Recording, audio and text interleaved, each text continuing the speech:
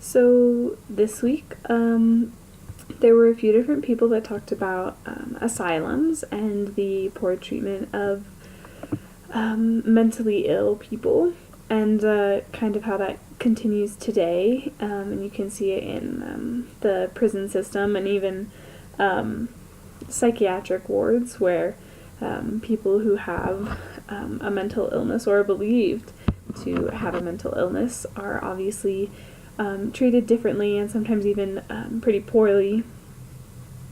But the bigger takeaway that I had from this week was somebody commented about Dorothea Dix and just kind of in general about women's movements that were going on throughout the time, women's suffrage, access to birth control, gender equality, different things like that.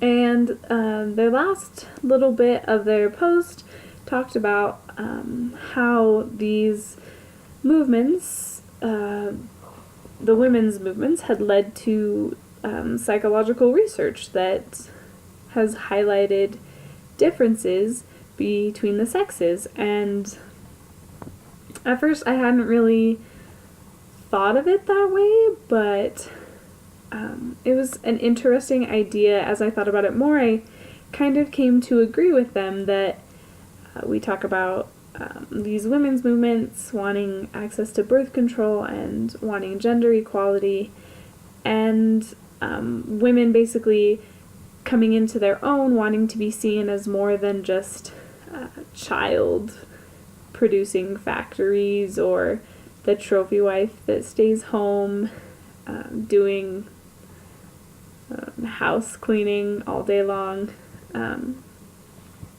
So we're kind of seeing women empowering themselves to step up, take more, and be seen as more, as equally as human as men.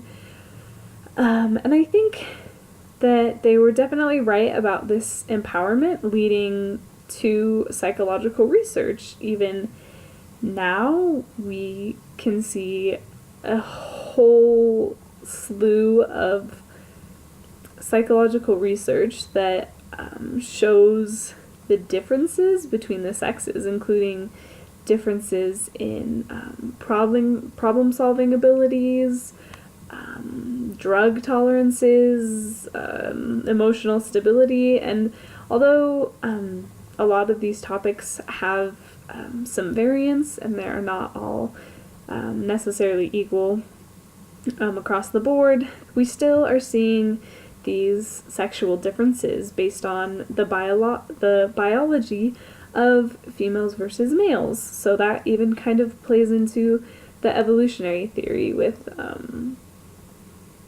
evolution leading to biological differences, and how these biological differences can help or hinder different people with certain tasks.